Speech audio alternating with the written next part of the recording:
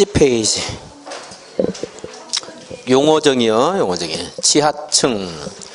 지하층은 건축물의 바닥이 지표면 아래에 있는 층으로서, 지표면부터, 건축물의 바닥으로부터 지표면까지의 평균 높이가 그 층 높이의 얼마 이상일 때? 2분의 1 이상인 때 지하층 그럽니다. 그러니까 쉽게 말해서 반 이상은 잠겨야 지하층. 그래서 우리가 반지하 주택이 있었는데, 원래 이제 지하층에 주택을 설치하는 것은 마땅치 않거든요. 그죠? 주거용을 설치하는 것은. 그래서, 그걸 금지했다가, 이제 서울 지역 같은데 주택 용지가 너무 부족하다 보니까 반지하를 이제 허용을 하게 했다가 요즘에는 거의 이제 못하게 할 거예요, 이제. 지금. 그래서 아직도 서울에는 이제 반지하용, 주거용 그런 주택이 좀 있죠, 이제. 그래서, 안쓰럽지만 약간 좀 못 사는 동네. 그런데 지금도 한 10%까지도 있는 곳이 있어요. 이제. 그래서 얼마 이상이 아래에 있어야 돼? 지표면 아래에 있어야 돼요? 2분의 1 이상, 2분의 1만 체크를 하시면 되겠고, 뭐 평균 높이 이런 것들은 뭐 틀리게 안 할 거니까. 이제 평균 높이 하는 것은 뭐 기울어져 있거나 울퉁불퉁할 때 그걸 다 한정한다는 거죠. 그것도 뭐 미적분 같은 거 적용해가지고 할 거예요. 제가 그 계산법까지는 모르겠고. 자, 그래서 평균 높이가, 그러니까 여기 만약에 지표면 아래에 있다. 건축물이 있는데 이게 이제 이게 지표면이에요. 지표면 땅거주. 인데 그 건축물의 바닥이 층의 바닥이 어디 있어요? 지표면 아래에 있죠. 아래에 있죠. 분명히 가벼워. 근데 이 지표면까지 이게 하나의 층이에요. 이 지표면부터 다시 층의 바닥부터 지표면까지의 이 평균 높이가 층 높이의 얼마 이상? 2분의 1 이상일 때, 그러니까 반 이상 잠겼을 때, 지하층, 어렵지 않을 거고, 뭐, 거실은 됐고, 3번 주요 구조부가 그림 그려서 봤죠? 여기서 그냥 외우지 말고, 그림 그려서 한번 여러분들 확인해 보시고, 사이기둥, 최하층 바닥, 작은 보, 차양, 처마, 5개 계단, 이런 것들은 주요 구조부가 아니다. 하는 거. 시험 관련해서 확인할 그런 용어정의는 없고 432페이지 보겠습니다. 432페이지 부속용도 하는 것이 확인할 게 있는데 제가 관심 가지고 있는 숫자가 우리 책에 없기 때문에 유학집에서 하나 말씀드리겠습니다. 발코니는 1순환 때 한번 말씀드렸고요. 뭐 시험과 직접 관련 없으니까 지금 안 하겠습니다. 초고층 건축물은 몇 층 이상? 50층 이상이거나, 자, 우리 건축법에서는 하나의 층과 4m를 동일시하기도 합니다. 그래서 층의 구분이 명확하면 그 건축물을 이용하고자 한 사람이 구분한 층에 따라서 층수를 산정해요. 근데 층의 구분이 불분명하다 이럴 때는 몇 미터마다 하나의 층으로 봐요? 4미터마다 하나의 층으로 봐요. 4미터마다. 그래서 50층 이상이거나 50층이 아니어도 50층에 해당되는 몇 미터예요? 200m죠? 그래서 50층이거나 200m 이상인 건축물을 뭐라고요? 초고층 건축물. 고층 건축물은 30층 이상이거나 30층과 같다고 볼 수 있는 높이 몇 미터예요? 120m. 120m 이상인 건축물은 고층 건축물. 고층이면서 초고층이 아닌 것을 준초고층 건축물 그렇게 말하죠. 그래서 초고층 50층 이상이거나 높이가 200m, 고층 30층 이상이거나 120m. 그래서 만약에 49층인데 그 높이가 200m다. 그러면 뭐예요? 초고층 건축물이다 이거죠. 둘 중에 하나만 해당되면 초고층이니까. 그리고 29층인데 120m다. 뭐예요? 고층 건축물. 30층인데 100m다. 이것도 고층 건축물. 둘 중에 하나에 해당되면 고층입니다. 이것과 이거 사이에 있으면 이제 준초고층 건축물 그렇습니다. 초고층, 준초고층 이런 것들은 규제를 좀 더 많이 하려고 그런 거잖아요. 그죠? 그 중에서 이제 우리가 시험 관련해서 기억해야 될 규제. 만약에 초고층 건축물이 있다. 초고층 건축물은요, 30개 층마다 하나 이상의 피난 안전 구역을 둬야 돼요. 몇 개 층마다? 30개 층마다. 그러니까 초고층은 30층은 넘잖아요. 적어도. 그러니까 50층 이상이니까 적어도 2개 이상의 피난 안전 구역이 있어야 돼요. 적어도. 63빌딩은 몇 개 층이라고 했죠? 혹시 기억나세요? 63빌딩. 몇 층? 60층. 이제 63빌딩 지하에 3개층이 있는데, 자, 이래서 63개예요, 층수가. 그렇지만 우리 건축법에서는 층수를 산정할 때 지하층은 들어가요, 안 들어가요? 안 들어가거든요. 그러니까 63빌딩은 60층이에요, 60층. 그러니까 피난 안전구역을 몇 개 이상 둬야 돼요? 2개 이상. 적어도 2개. 63층이면요, 3개 둬야 돼요, 3개. 그래 60층까지밖에 안 만들었잖아요, 이게. 49층짜리 건축물이 많아요. 준초고층 건축물이잖아요. 그죠? 200m 안 된다 그러면. 그래서 준초고층 건축물은 피난안전구역을 2개 안 둬도 돼요. 50층이 되는 순간 2개 이상 둬야 돼요. 피난안전구역을. 49층은 이건 고층이면서 초고층 아니니까 준초고층 건축물이죠. 얘는 가운데 층으로부터 상하 5개층 이내 하나 이상의 피난안전구역을 둬야 돼요. 한 개만 두면 되죠? 근데 너무 높이 두거나 너무 아래 두면 안 되니까 가운데 층으로부터 상하 몇 개 층? 5개층 이내. 이거는 이제 괄호 넣기 넣게 되면 얘도 하나 넣고 이제 뭐 하나 이상 하는 말도 넣을 수 있고. 근데 얘를 물어볼 가능성이 좀 많아요. 어쨌든 준초고층은 하나만 있으면 돼요. 물론 뭐 2개, 3개 두는 건 자기 건축주의 재량인데 하나는 둬야 돼, 한 군데는. 근데 그거 어디다 둬야 돼요? 상하 5개층 이내. 가운데 층으로부터. 그래서 이제 시험법에서는 그 건축물의 층수의 2분의 1에 해당되는 층으로부터 상하 5개층 이내에 1개수 이상의 피난 안전구역을 두어야 된다. 이제 이렇게 돼 있는데 제가 가운데 층 이렇게 말한 거예요. 자, 알 수 있죠. 초고층은 이제 30개 층마다 하나 이상의 피난 안전구역을 둬야 되고, 준초고층은 하나만 둬도 되는데 가운데서 그렇게 멀리 떨어지지 않게 상하 5개층 이내에 둬라.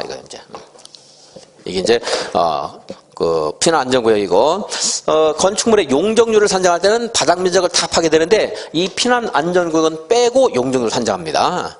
빼겠죠?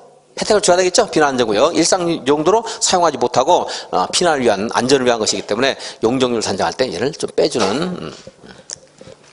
지하층도 빼고요. 지하층도 용적률을 산정할 때 빼요. 그러니까 이 피난 안전구역보다 지하층이 더 중요한데 시험관에서 지하층은 뭐에도 안 들어갔어요? 층수에도 안 들어가고 용적률을 산정할 때도 빠집니다. 지하층. 자, 초고층, 준초고층 받고, 다음 페이지 다중이용 건축물. 근데 다중이용 건축물은 작년, 재작년에 나왔기 때문에 올해 나올 가능성은 뭐 별로 없고요. 단일 문제는 안 나온다. 나오더라도 지문 중에 하나 정도만 나올 것이다. 겁니다. 다음 해당하는 건축물인데요. 바닥 면적 5,000제곱미터 이상이다. 굉장히 많은 사람이 이용하겠죠.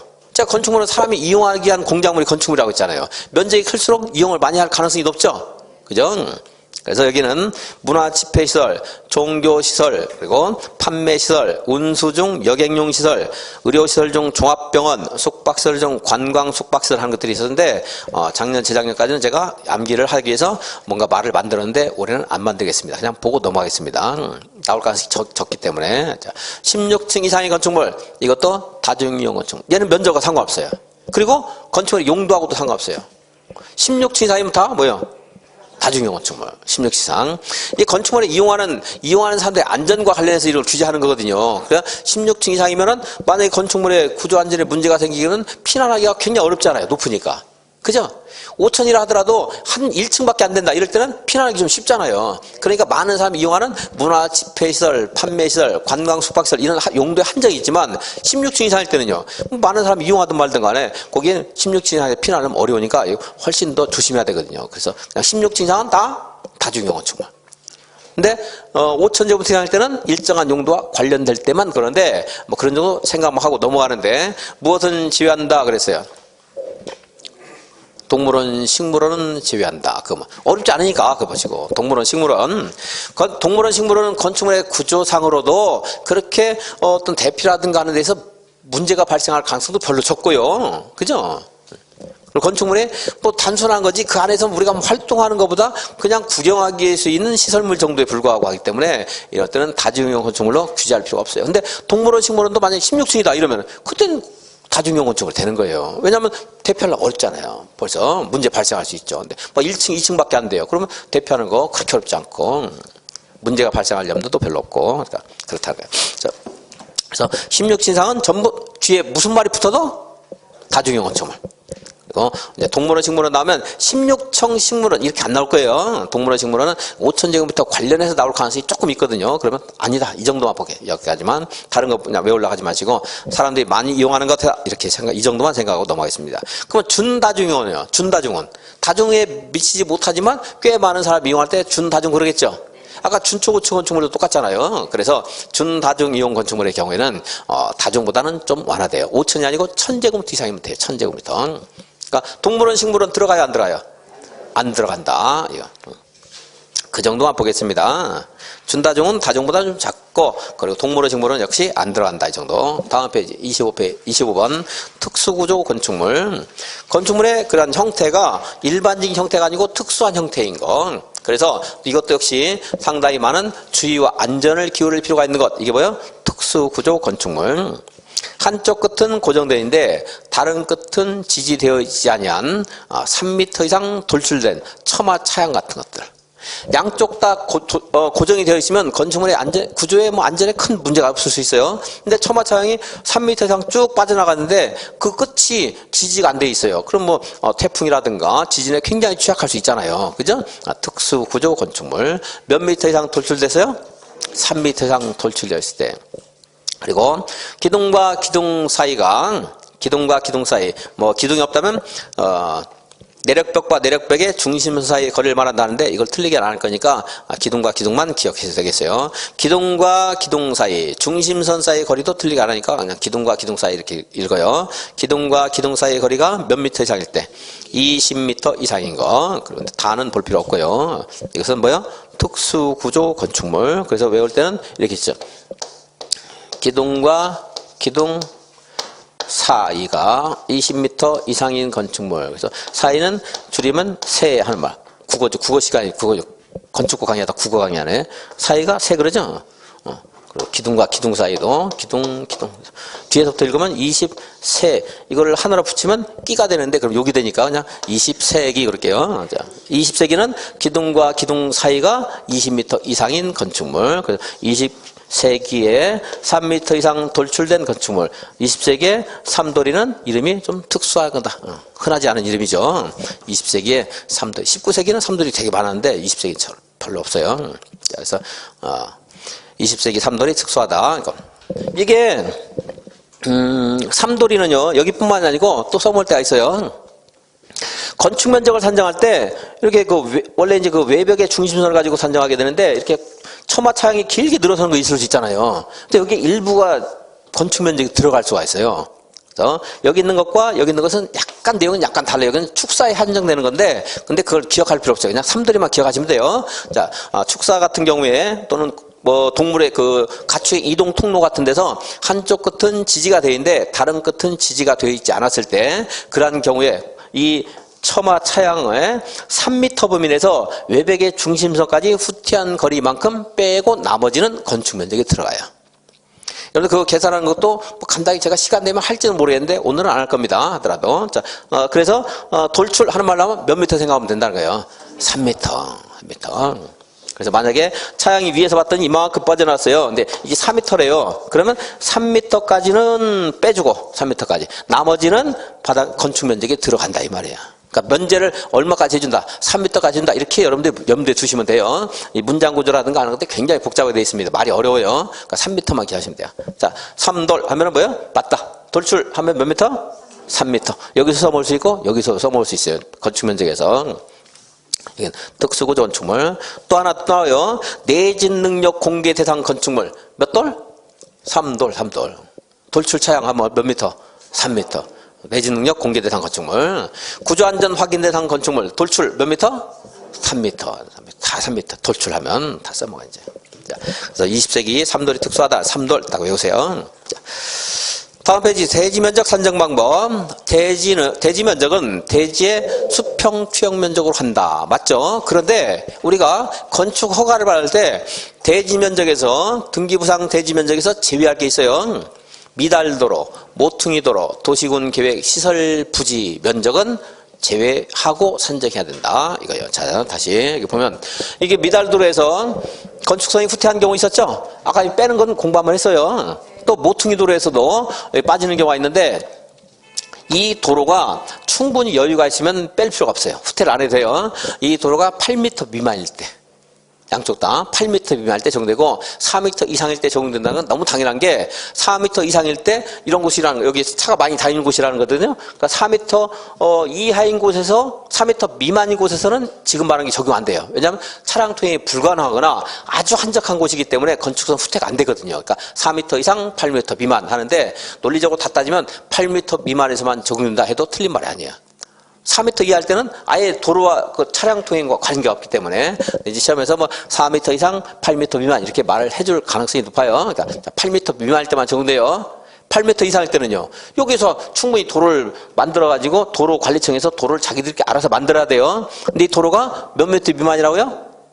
8m 미만이면은 차가 이렇게 꺾어질 때 여기서 문제가 발생할 수 있잖아요. 원활하게 뭔가 진행하기 곤란해요. 그래서 일단 이게 이제 도로와 대지의 경계선, 건축선이죠. 건축선.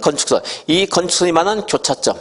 이 교차점으로부터 법이 정한 바에 따라서 일정한 거리만큼 이렇게 후퇴를 시켜서 이 점과 이 점을 연결해서 이게 건축선이 돼요. 그럼 이만큼 빠져야 되겠죠? 예, 모퉁이 도로. 왜? 차가 이렇게 원활하게 흐름을 운행하기 위해서 이렇게 모퉁이 도로에서 건축이 후퇴하는 경우가 있다 하는 겁니다. 근데 후퇴하는 것도 이제 각각의 도로와 이 그 교차각의 상태에 따라서 2m에서 4m까지 후퇴를 시켜줘요. 제일 많이 후퇴하는 경우를 한다면 이게 뾰족할수록 좀 많이 깎아내야 돼요. 그죠? 이게 완만할수록 덜 깎아내고, 그래서 120도 미만에서만 적용돼요. 여기 교차각이 이게 완만하면은 깎아낼 필요가 없어요. 120도 미만인데 숫자는 여러분들 완벽하게 기억할 필요 없어요. 이런 있다만 아시면 돼요. 여기는 너무 어려우니까. 자, 120도 미만에서 적용되고, 그리고 8m 미만에서만, 이하에서만 적용되는데, 네. 여기가 5m, 여기가 5m다. 도로가 작죠. 그죠? 그리고 이게 만약에 90도 미만이다 이러면 교차각도 좀 뾰족하죠? 그럴 때는 여기서 여기까지 후퇴하는 거리가 4m, 4m예요. 많이 깎아내. 많이. 그리고 이게 만약에 90도 이상인데 이 도로, 양쪽 도로가 뭐 6m에서 8m 사이, 한 7m 돼요. 그럼 도로가 선제도 조금 넓은 편이잖아요. 그죠? 그랬을 때는 여기서 이제 좀 덜 깎아내고 하는 것. 죄송합니다. 제가 거꾸로 말했어요. 다시. 90도 미만이면서 얘가 7m다. 이러면 4m씩 후퇴를 해서 깎아내요. 근데 만약에 여기가 5m다. 이럴 때는 이제 2m만 후퇴를 해도 돼요. 왜냐하면 도로가 작으면 차가 천천히 가기 때문에 조금 깎아내고, 도로가 크면 차가 좀 빨리 가기 때문에 많이 깎아내요. 오히려. 그래서 하는 게 있는데 이 숫자가 좀 어렵기 때문에 여기서 2m에서 4m까지 후퇴시키는구나, 이 취지만 여러분들 알고 그냥 넘어가겠습니다. 숫자 정리해서 언제가는 뭐 나올 거예요. 근데 그 언제 나올지 모르는 것을 공부해가지고 대비하기 어려우니까 안 하겠습니다. 그 숫자까지는. 자, 그래서 이게 모퉁이 도로에서 후퇴하는 경우, 여기 대지 면적이 들어가요, 안 들어가요? 안 들어간다 이 말이죠. 그건 이제 알아두시고. 그리고 아까 공원 부지 면적 들어가요, 안 들어가요? 안 들어가죠? 도시군 기획설 부지에 편입된 대지 면적에서 제외한다 하는 거고. 그리고 아까 이제 또 도시적에서 시가지를 정비하기 위해서 도로가 문제가 없는데도 불구하고 건축물이라든가 구조물의 형태, 시가지를 정비하기 위해서 건축선을 이렇게 일방적으로 4m까지 후퇴를 시킬 수가 있어요. 그때는 후퇴한 부분은 대지 면적에 포함시켜야 돼요. 도로와 상관없이. 여기가 이제 여기 도로를 다 그려놨네. 여기는 그냥 이게 도시적인데요. 도로가 있고 이 도로는 100m예요. 아무 문제 없죠? 달리는데 아무 문제 없습니다. 그러니까 도로 부지가 부족해서 후퇴시키는 게 아니고 그냥 건축물들을 도시적에서 건축할 때 여기에다 건축물 건축하는데 자기들 멋대로 하게 되면 이 안에서 건축하면 되잖아. 이 안에서. 그죠? 삐뚤삐뚤하거나 보기 싫을 수도 있어요. 그래서 정비하기 위해서 안쪽으로 몇 m까지? 4m까지 이렇게 건축선을 후퇴를 시킬 수가 있어요. 4m까지. 그때 여기에 있는 것은 대지 면적에 포함되는 겁니다. 대지 면적에. 왜냐면 나중에 여기 차 다니는 곳이 아니거든요. 여기는 차가 다닐 거잖아. 앞으로 노란색까지. 여기도 앞으로 차가 다닐 거죠? 대지 면적에 포함시키면 돼요, 안 돼요? 안 되죠. 여기도 포함시키면 안 되는데 여기는 차를 다니게 하게 한 것이 아니고 이 안에서 건축물들이 삐뚤삐뚤 보기 싫을까봐 안쪽으로 좀 후퇴해서 앞선을 좀 정비해서 건축해라 하는 거예요. 시가지를 정비하기 위해서. 몇 m까지? 4m까지 허가권자가 후퇴를 시킬 수 있는데 이 부분은 대지 면적에서 제외하면 안 돼요. 대지 면적에 포함된다. 우리 집 마당이에요. 그냥 뭐 주차장으로 쓰던 정원으로 쓰던 우리 집 마당입니다. 후퇴하는 게 아니다.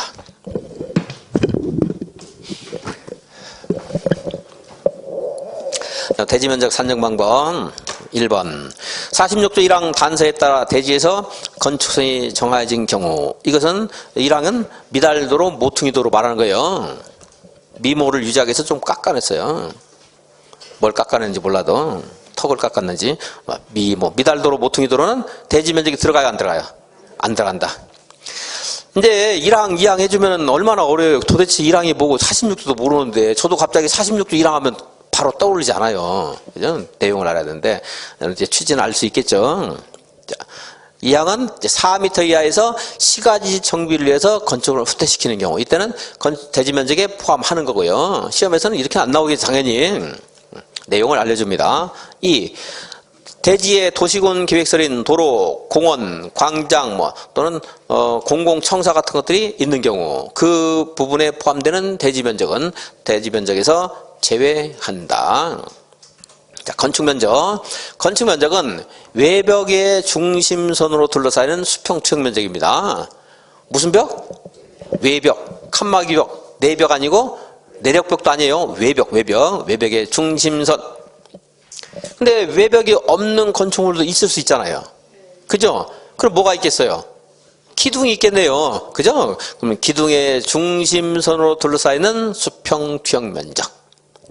다 무슨 선? 중심선. 외벽, 내곽 아니고, 내곽 아니고 외곽 기둥, 중심선. 수평 면적. 이것이 건축 면적. 근데 조금 전에 말한 것처럼 제가 처마차양이 쭉 길게 늘어선 경우에는 외벽의 중심선만 가지고 따지게 되면 그 처마차양을 다 길게 늘어서서요. 그 처마차양 밑에서 그 공간을 어떤 일상적인 경제적인 용법으로 활용하는 사람이 많을 거예요. 그죠? 건폐율 피하기 위해서. 그죠? 그래서 이제 건폐율에서 그 처마차양의 일정한 거리를 이제 포함시키는 경우가 있는데, 돌출 차양의 경우에는 몇 미터까지는 건축 면적이 포함 안 시킨다고 했어요? 3미터까지. 전통 사찰은 4미터, 한옥은 2미터까지. 그리고 일반적인 건축물은 1미터까지입니다. 1미터. 그래서 건축면적 산정 방법에 양과로 1번에 기존 하는 말인데 거기에 있는 설명은 보지 마시고요. 어려우니까 일순한테 한번 간단히 말했는데 자 그냥 외우겠습니다. 내 말에. 동그라미 5번 그 밖의 건축물 일반 건축물 몇 미터? 1미터. 동그라미 4번 됐고 3번 동그라미 3번 한옥은 몇 미터? 2m. 그리고 동그라미 2번 사료투여 가축의 이동 및 가축 분뇨 유출 방지 등 하는 말인데 볼 거 없이 그냥 돌출할 만 하면 몇 미터? 3m. 사찰은 사찰 4m. 돌출이 뭔지예요? 축사를 4m 하면 안 돼요. 돌출을 봐야 돌출. 삼돌이 그거 기억하시라고 있고. 다음 페이지.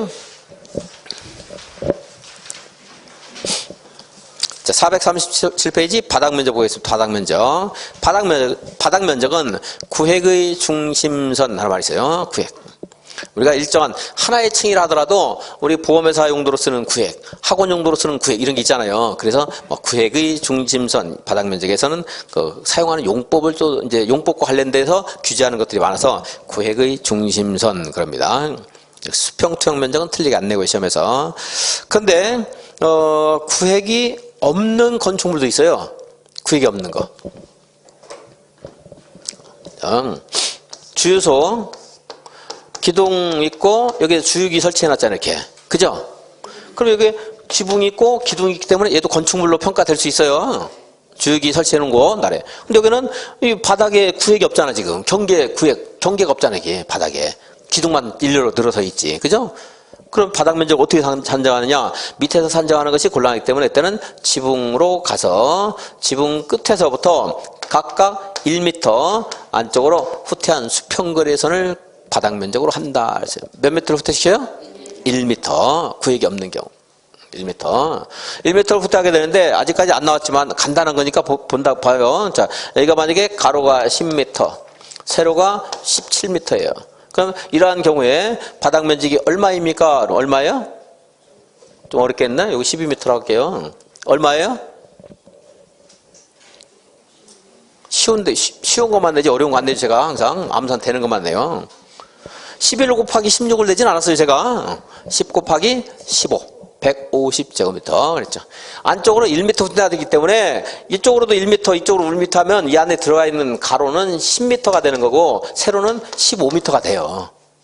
상하 좌우에서 다 1m씩 후퇴하니까 가로 세로에서 2 빼야 돼요. 그래서 아직 안 나왔는데 어려운 거 아니니까 이거 나올 수도 있어요. 좀 간단한 건데 계산 안 해놓으면 1m만 빼서 계산을 열심히 11 곱하기 16 해가지고 그래서 답이 없어 막 또. 아마 근데 그것도 분명히 지문에 낼 거예요. 이걸 출제한 사람은.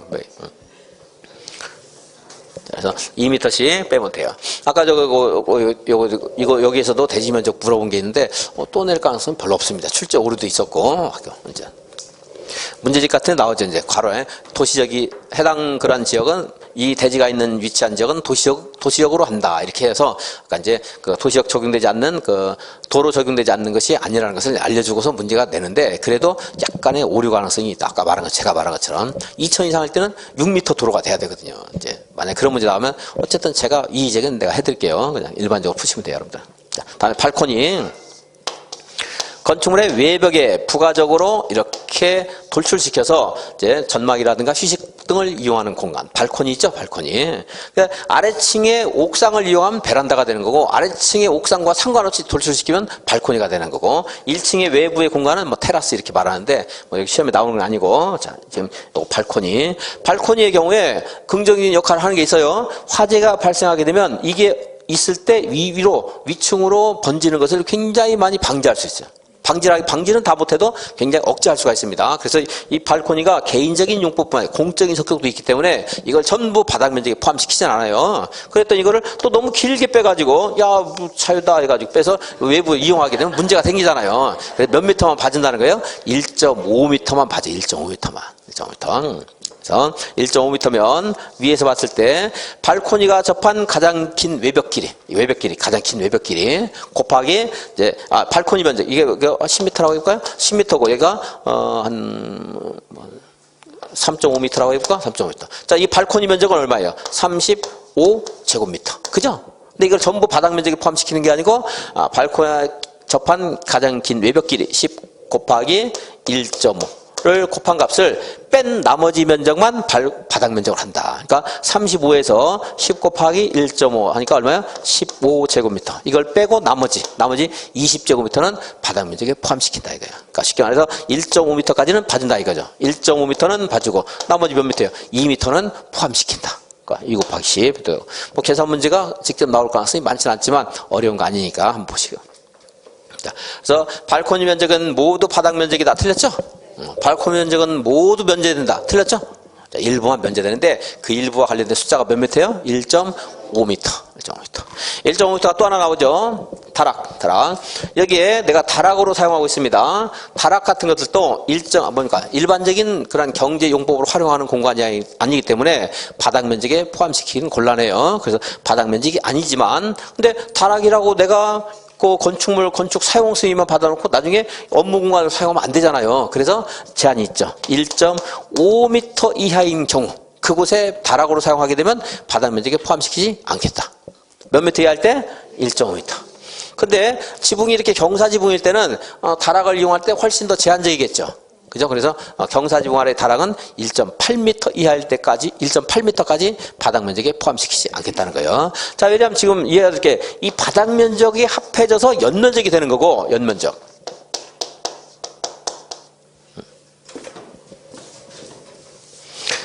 지금 바닥 면적 산정하는 거 공부하고 있어요. 바닥 면적을 다 합하게 되면 이게 뭐예요? 연면적이 되는 거고. 그래서 이 연면적과 대지 면적과의 비율 이 뭐가 되는 거예요? 용적률이 돼서 우리들이 건축물을 건축하는데 제한을 받는 거거든요, 지금. 그래서 바닥 면적은 중요한 거죠. 다락 같은 것들은 일상적인 공간이 아니니까 바닥 면적이 안 들어가고 연면적이 안 들어가서 용적률을 한데 포함시키지 않겠다 이 말이에요. 아까 발코니도 여기 연면적 계산할 때 1.5m 이하까지는 봐주겠다 이 말이죠.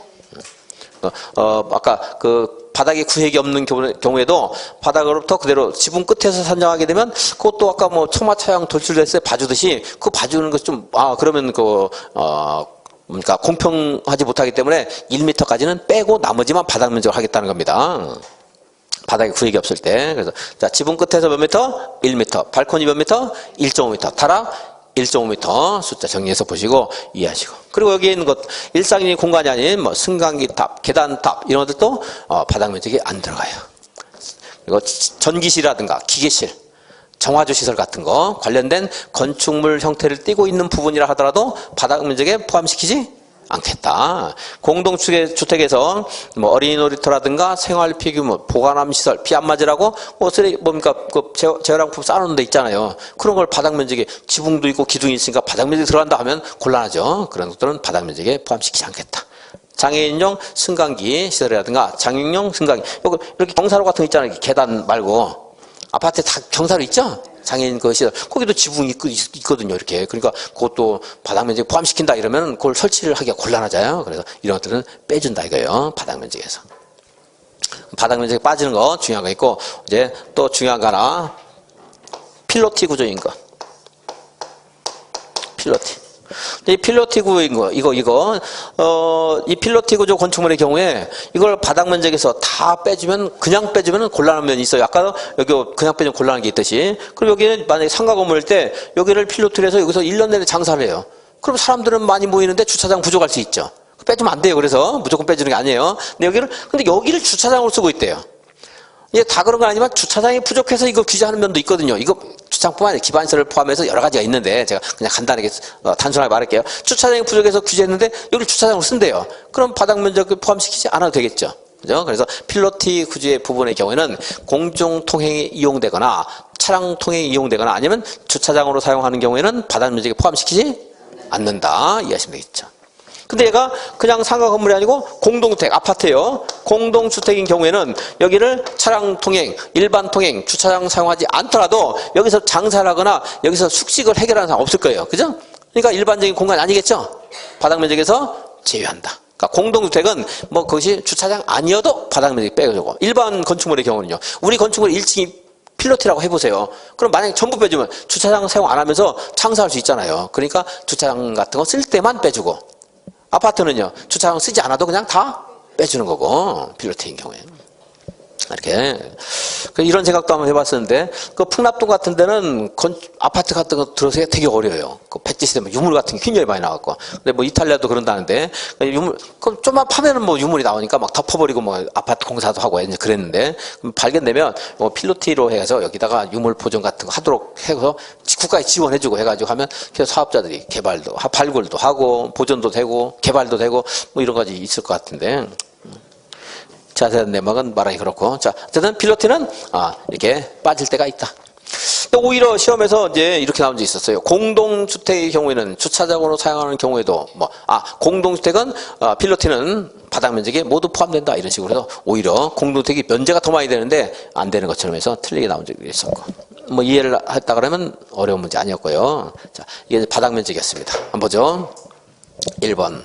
벽이나 기둥, 구획이 없는 건축물은 지붕 끝에서 수평거리 1m를 후퇴한 선으로 둘러싸이는 수평적 면적이다. 지붕 끝이니까 사방을 다, 뭐 동그라미 있으면 동그라미 안쪽으로 말하는 거고, 동그라미 그려놓고 이런 건지. 자, 이런 건축물이 있어요. 지붕이 동그라미 돼 있어요. 여기서 끝에서 1m 후퇴한다고 했죠? 그러면 여기 지름이 10m인 경우에 바닥 면적을 산정하세요. 내요, 안 내요? 이런 것들. 내요, 안 내요? 당연히 안 내지. 동그라미 그 계산하는 거 다 잊어먹었는데, 파이알 제곱 이런 거 모르는데 그걸 내겠어요? 뭐, 이거. 그러니까 이제 네모 이렇게, 이 정도 되겠, 이제. 이것도, 1m 후퇴해서 하라, 이거요, 이제. 1m, 이제. 그러니까 뭐 계산 문제는 낼 가능성이 많지 않겠네요. 직사각형 그려놓고 낼 수 있겠지만, 자, 건축물 노대 등은, 노대는 밖으로 노출되어 있는 그런 받침대 말한 거예요. 그러니까 발코니도 노대가 될 수 있고, 어떤 외부로, 건축물 외부로 노출되어 있는 거.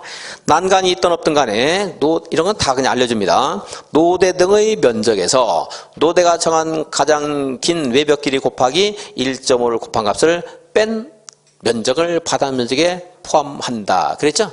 몇 미터? 1.5m. 필로티, 그 밖에 이와 비슷한 것은 차량 통행이나 주차용으로 이용하는 경우에는 바닥 면적에서 제외하는데, 공동주택은 용도에 상관없이 바닥 면적에서 제외한다. 승강기탑, 계단탑, 장식탑 이런 것들도 역시 일반적인 공간이 아니기 때문에 받아들여서 빼고요. 다락하는 것도 일상적인 공간 아니지만 혹시 다른 용법으로 전용할 수 있기 때문에 몇 미터 이하일 때? 1.5m. 경사지붕은요? 1.8m. 그리고 5번 기계실, 전기실, 어린이 놀이터, 생활 폐기물 보관함 시설 이런 것들도 바닥 면적에 포함시키지 않는다. 조경시설 같은 거. 7번 리모델링을 할 때요. 리모델링 하다 보면 미관을 위해서 열의 손실 방지를 해서 외벽에 부가해서 마감 재료를 설치했습니다. 벽 두께가 두꺼워졌어요. 벽 두께가 두꺼워지면 구획의 중심선이 밖으로 나가잖아요. 그럴 수 있죠? 근데 그러면은 바닥 면적이 더 커지게 되는데 그럼 이제 외벽에 부가적으로 열 손실 방지를 위한 마감재대 같은 걸 설치하기가 곤란할 수 있겠죠. 그런 것들 좀 재량을 주기 위해서 그 부분은 뺀다 이 말이에요. 빼야 되고. 맨 밑에 10번에 장애인 관련 시설도 편의시설도 바닥면에서 뺀다. 이 정도 보시면 되겠습니다. 다음 페이지 4번 연면적 산정 방법. 건축물의 각층 바닥 면적 합계가 연면적이다 그랬죠? 이걸 합해서 이제 용적률을 계산할 때 써먹게 되는데, 자, 용적률을 계산할 때 여기 있는, 다시 보면, 여기는 지하층 면적은 바닥 면적에 들어가는 겁니다. 들어가요. 바닥 면적에 들어가면 역시 연면적에 들어가는 거예요. 우리가 아까 다중이용 건축물은 연면적 5,000제곱미터 이상이다 이런 말들은 이 아래에 있는 것도 다 포함되는 거예요. 그런데 다만 이제 용적률을 계산할 때는 용적률을 계산할 때 연면적과 그냥 일반적인 건축물 연면적은 달라요. 사실 엄격하게 따지면 이런 거 다 연면적이 들어가는 거예요. 아까 말한 것처럼. 근데 용적률 계산할 때는 지하층 면적 여기 들어가야 안 들어가요. 여기 연면적에서 지하층 면적 빼주고 여기 피난 안전구역 빼주죠. 피난 안전구역 빼주고 그리고 지상에 있는 주차용으로 사용하는 공간 빼주고. 그러니까 지상에 있는 거, 지하에 있는 것은 뭐 주차장이든 아니든 다 빼는 거니까 지상에 있는 거. 저는 주차장이다. 그럼 빼준다 이거죠. 근데 그 건축물의 부속 용도로 이용하고 있다 이런 것들 시험에서 틀리게 안 하니까 그냥 주차용 공간. 그래서 이거 이제 이마트 하면 지하에는 식품 매장. 연면적이 들어가요, 안 들어가요? 안 들어가요. 지상에 있는 주차장 들어가요, 안 들어가요? 안 들어가죠. 근데 이걸 뒤바꿨어요. 그럼 얘가 들어가잖아요. 그러니까 지하 1층에 식품 매장, 그리고 지상에 주차장 이렇게 있는 거죠. 주차장 빼주는 거고. 그다음에 이제 경사지붕 아래 있는 대표 공간이라는 게 있는데, 건축물이 있는데 이 건축물이 11층 이상이면서 11층 이상이고 11층 이상에 있는 여기 이용하는 사람들이 많을 때, 적을 때 많을 때 그럼 이제 대피를 할 때 화재가 발생하게 되면 이 아래에 있는 사람들 아래로 빨리 가고, 그리고 여기 그 위에 있는 사람들은 저 혹시 아래로 갈 수 있으면 가는데 못 갈 때는 빨리 지붕으로 와서 여기서 구조를 기다릴 수 있어야 되잖아요. 뭐가 와서 구조를 해야 돼요? 헬리콥터 와서 구조를 해야 되거든요. 그래서 이제 여기 옥상에다가 평지붕인 경우에는 헬리포트 이런 걸 설치하거나, 아니 헬리포트 꼭 설치해야 되는 거 아니에요. 이걸 설치해야 된다고 하는 책도 있는데 그거 아니에요. 이거 하거나 아니면 다른 마땅한 헬기를 통한 구조 공간을 설치해 주면 돼요. 그러면 이제 여기서 우리가 위로 올라가서 손 흔들어 가지고 헬리콥터 구조 받으면 되거든요.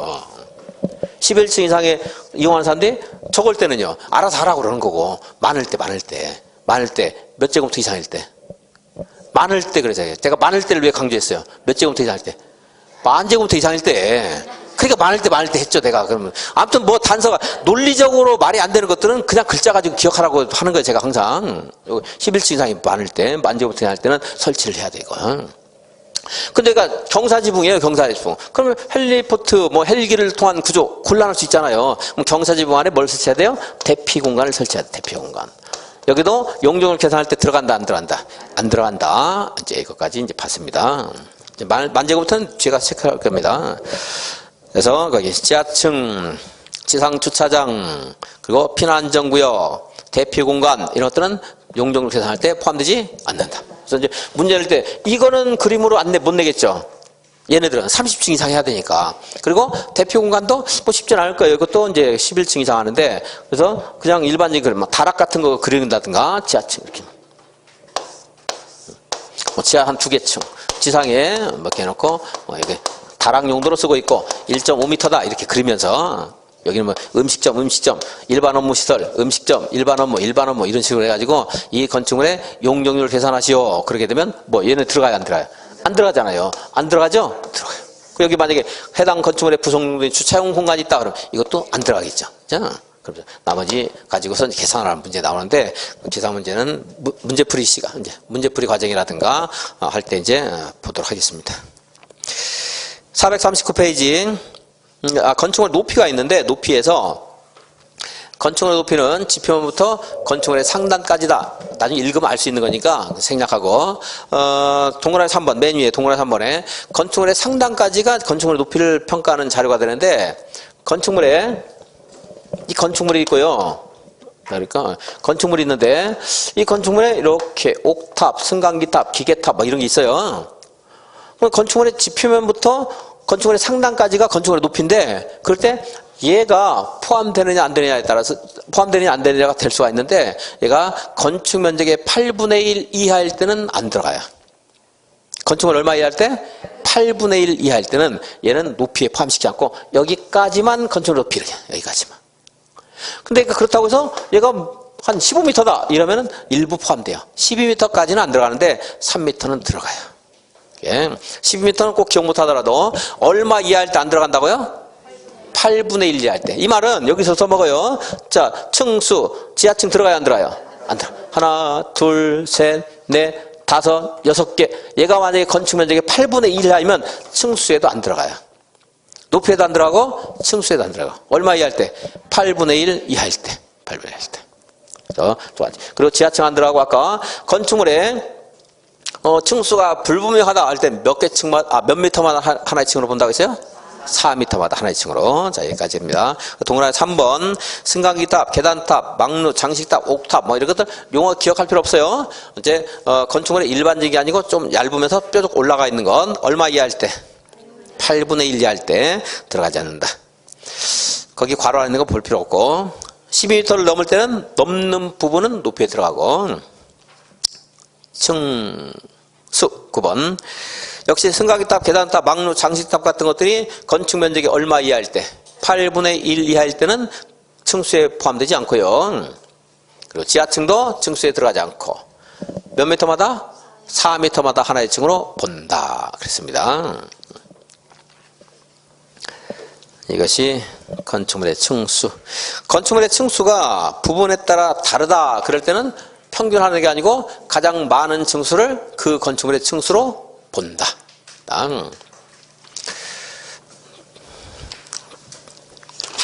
그다음에 444페이지 건축허가. 여기 건축물 건축할 때 허가를 누구한테 받아요? 특별자치시장, 제주특별자치도지사, 그리고 거기가 아닌 곳들은 이제 남양주시장, 연천군수, 서울은 구청장 허가 받으라는 거죠. 자, 예, 건축허가권자입니다. 이 사람들 허가를 하게 되는데 다만 구청장이 서울이나 부산 같은 특별시 광역시에서는 연면적이 10만 제곱미터 이상 이거나 하나. 두 번째 21층 이상 이거나. 세 번째 현재는 이거보다 작은데 연면적의 10분의 3 이상을 증축해서 이렇게 될 때는 특별시장, 광역시장 허가를 받아야 돼요. 특별시장, 광역시장 허가를 받는다. 자, 연면적 얼마 이상일 때? 10만 제곱미터 이상일 때. 몇 층 이상일 때?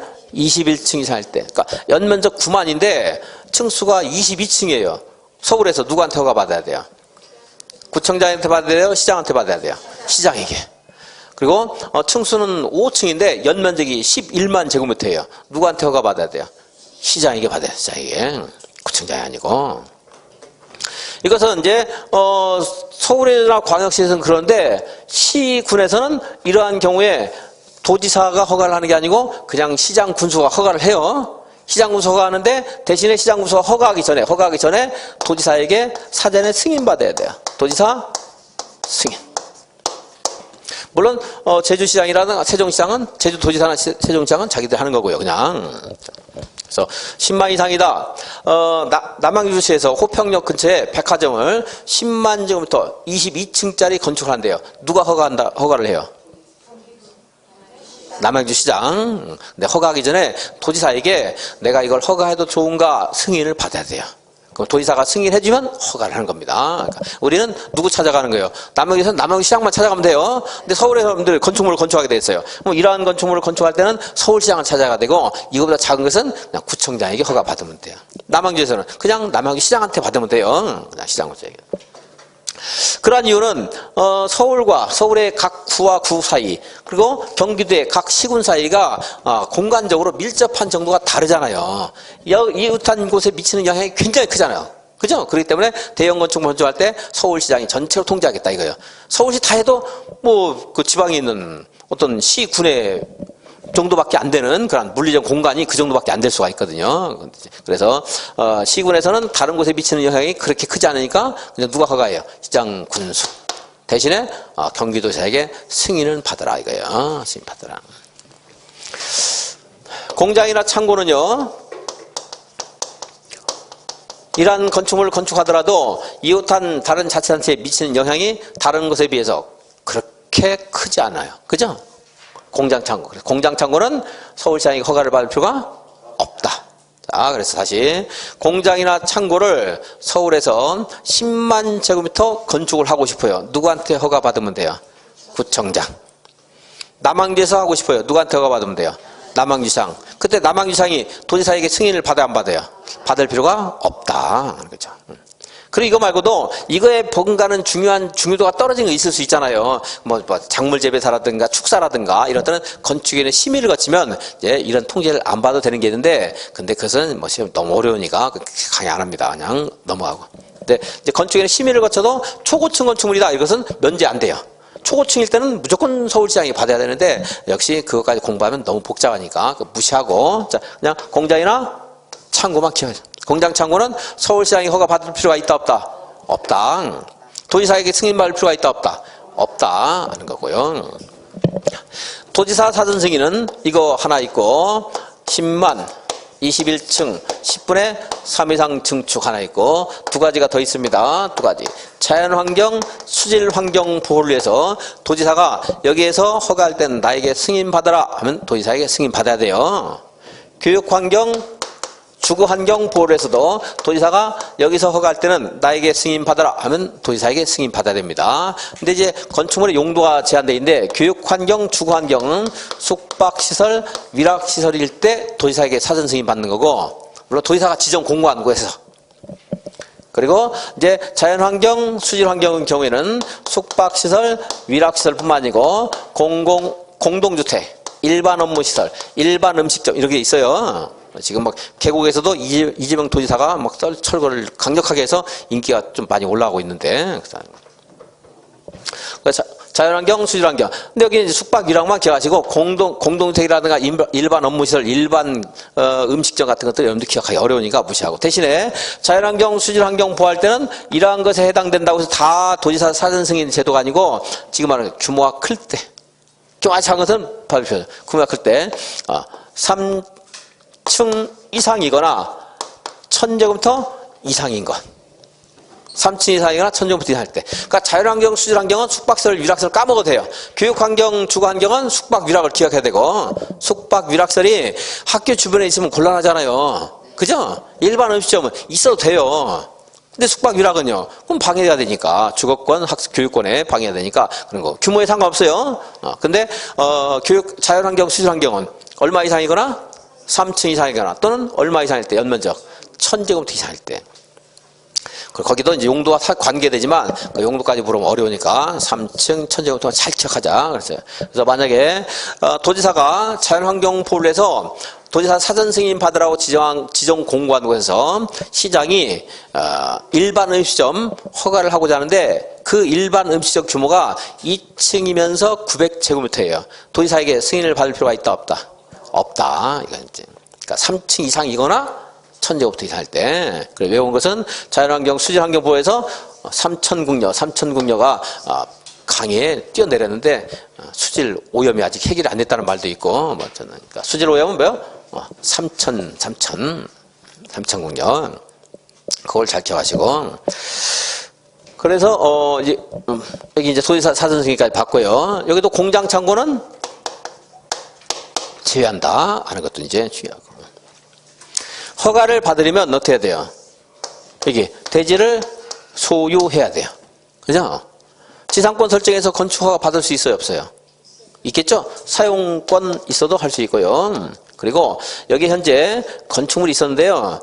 여기 이제 건축물 공유하고 있습니다. 공유하고 있는데 뭐 재해로 거의 막 무너져가고 있는데 이거 좀 재축하자. 재축도 건축이잖아요. 그럼 대지를 소유하라는 것은 100% 소유하라 이 말의 원칙은. 근데 여기 있는 그 건축물, 큰 건축물이 재축되고 하는데 건축물의 가격이 떨어질 수 있고 여기 있는 그 소유자 만약에 뭐 50명이 공유를 하고 있다 그러면 전부 마음이 일치하지 않을 가능성이 많거든요. 그랬을 때는 100분의 80만 확보하면 건축 허가를 받을 수 있어요. 뭐 재축이라든가 개축 허가, 대수선 허가 이런 거 받을 수 있어요.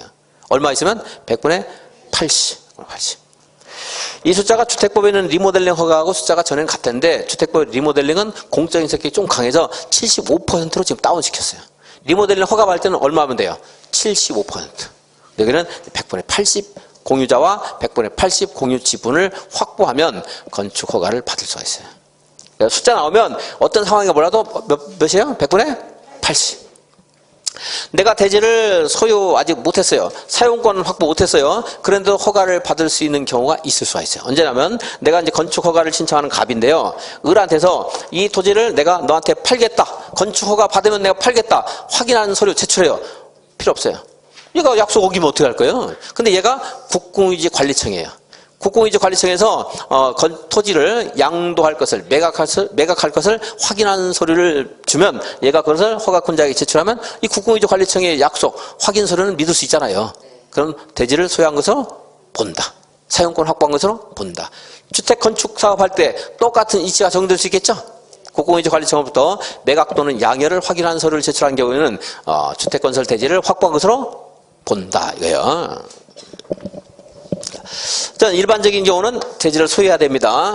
대지를 소유해서 허가를 신청했더니 건축은 굉장히 복잡합니다. 단순한 게 아니에요. 우리가 공부한 것은 아주 일부에 불과한 겁니다. 법을 이해하기 위한 그런 단서를 공부하는 거지 법을 다 할 수는 없어요, 우리가. 그리고 바뀌도 엄청 많이 바뀌고요. 그래서 이걸 다 퇴직금 몽땅 털어가지고 이거 대지를 소유했는데 허가 신청했더니 일반 음식점 허가해 주세요 했더니 뭐 도지사가 승인을 안 해준다라든가 문제 생길 수 있잖아요. 그죠? 그래서 이거를 할 수 있는가를 허가 받을 수 있는가를 미리 물어보는 제도가 뭐예요? 사전 결정 신청 제도.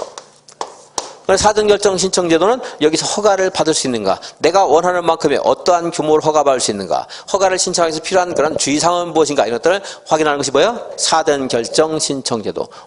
시간 됐는데 이거 나왔으니 여기까지만 하고 10분 쉬겠습니다. 자, 사전 결정 신청 대상은 건축물을 건축할 때는 허가 받아야 되고 법이 정한 요건에 해당하면 신고만 해도 되는 게 있다고 했죠? 신고만 해도 되는 것은 허가권자가 거절을 못하는 거예요. 그냥 단순한 거예요. 신고 대상인가 아닌가를 내가 착각할 수도 있겠지만 그 민원으로 충분히 해결할 수 있어요. 할 수 있는가? 그러니까 신고 대상은 사전 결정 신청할 필요가 있다 없다? 없고 허가 대상 건축물에 대해서 허가를 받을 수 있는지 여부를 물어보는 것 등이 뭐예요? 사전 결정 신청 제도다. 작년에 나왔고 이것은 올해 또 나올 수도 있어요. 올해 정도, 올해 안 나오면 내년은 아주 나올 가능성이 높은데, 재수할 생각 있는 분들은 내년은 열심히 하세요, 이거를. 자주 나오는 편이다, 이거예요, 그만큼. 이렇게. 자, 사전 결정, 신청. 대상이 뭐다? 허가 대상 건축회의. 그죠? 누가 사전 결정 해주겠어요? 허가권자가 해주겠죠. 그죠? 그래서, 만약 21층 건축물이다. 서울에서는 특별시장에게 나 이거 받을 수 있는가? 사전 결정 해달라 하는 거예요, 이제. 허가권자에게 하는 겁니다. 허가권자가, 이거는 허가 가능합니다. 규모는 이겁니다. 주의사항은 이런 것들이 있습니다. 이런 것들은 이제 사전 결정 해줬어요. 그럼 사전 결정했으면 이걸 받은 날부터 2년 이내에 허가를 신청해야 돼요. 안 하면 사전 결정 효력이 없어져요. 왜냐하면은 허가를 현재는 허가할 수 있다 하더라도 2년 지나면 상황이 바뀌어서 허가를 하면 안 되는 경우가 있을 수가 있거든요. 그죠? 그러니까 얼마 이내에 허가를 신청해야 돼요? 2년 이내에 허가를 신청해야 됩니다. 안 하면 효력상실. 이제 허가 받으면 또 2년 이내에 착공해야 돼요. 그래서 이거 사전 결정하면 2년 이내에 착공하다 아닌가? 2년 이내에 허가 받고 그리고 또 2년 이내에 착공하면 되는 겁니다. 자, 이렇게 해서 사전 결정 통지 받으면 우리가 미리 준비할 수 있는 것들이 있어요. 국토계획법상 개발행위 허가 받은 것으로 봐요. 그리고 산지 전용 허가 받은 것으로 보고, 또는 산지 전용 신고 대상일 때는 신고한 것으로 보고, 그리고 하천 전용 허가 받은 것으로 보고요. 농지 전용 허가 또는 신고한 것으로 봐요. 그러니까 이런 것들은 이제 사전 결정만 가지고서도 여기서 이러한 행위를 미리 착수해서 준비 더해서 허가 받고 착공할 수 있다는, 건축물 건축행위 할 수 있다는 거예요. 그러니까 형질병력 개발 행위 허가 받은 것을 본다니까 형질병력 허가 이런 거 받은 것을 본다는 거예요. 이제. 그리고 이제 건축 허가 받으면 이거 말고도 의제되는 것이 더 많고요. 이제 허가 받으면. 그러니까 건축 허가 받기 전에도 사전 결정 받으면 되는데, 이거 작년에 또 단독 문제로 나왔기 때문에 얘는 뭐 지문제 하나 나올지언정 단독 문제는 안 나올 겁니다. 산지 전용에서 보전 산지의 경우에는, 도시지역의 경우에는 허가를 받은 것으로 보는데, 산지 전용 허가, 도시지역에 할 때는 산지 전용 허가 받은 것으로 보지 않아요. 다시 또 산지 전용 허가를 다시 받아야 돼요. 근데 요게 나왔는데 뭐 올해 나올 가능성은 없고요. 올해뿐만 아니고 뭐 거의 한 10년, 20년 동안 그 말이 나올 가능성은 없다고 보여집니다. 그래서 제가 강의할 때는 뭐 개가 산, 강, 논으로 기분 좋아서 뛰어다닌다 해가지고 했는데, 올해는 뭐 그렇게 할 필요는 없을 것 같습니다. 자, 네 가지는 있어요. 개발행위, 산지전용, 하천전용, 농지전용 허가 신고한 것으로 본다. 일정한 것이 의제되는 거. 근데 나와도 올해 나올 가능성은 한 70%, 60% 되는데, 요게 또 나올 가능성은 뭐 거의 없다고 보여지고요. 지문제 하나 나올 수 있으니까 한번 볼 의미는 있어요. 보전산지까지 안 봐도 큰 문제 안 된다는 겁니다. 그리고 이렇게 사전 결정할 때 이게 이제 교통영향평가 분석의 대상이 되는 건축행위가 있거든요. 건축물 건축하게 되면 주변에 도로 같은 거 환경에 미치는 영향 같은 거 있을 수 있죠. 교통영향평가 분석의 대상이 될 때는 여기서 이제 허가하면서 하게 되는데, 사전 결정 신청과 함께 교통영향평가 분석을 동시에 신청할 수 있다 없다? 있다. 그래서 앞에 있던 말 빼고 동시에 할 수 있다 없다? 있다. 분할할 수 있다 없다? 있다. 뭐 나오면 다 맞다고 했어요. 동시에 할 수 있다 하는 거 있고. 그리고 만약에 소규모 환경 영향 평가 대상이다. 이 건축행위가 환경에 미치는 영향을 분석해야 되는 경우가 있을 수 있거든요. 그럴 때는 누구랑 협의해야 돼요? 국장과 협의해야 돼요? 환장과 협의해야 돼요? 환장과 협의해야 돼요. 환경부 장관이나 또는 지방 환경관서의 장과 협의를 해야 된다 하는 건 당연한 거고요. 거기까지가 사전 결정이 전부입니다. 그러면 10분 쉬었다가 확인하고 부족한 내용 하겠습니다.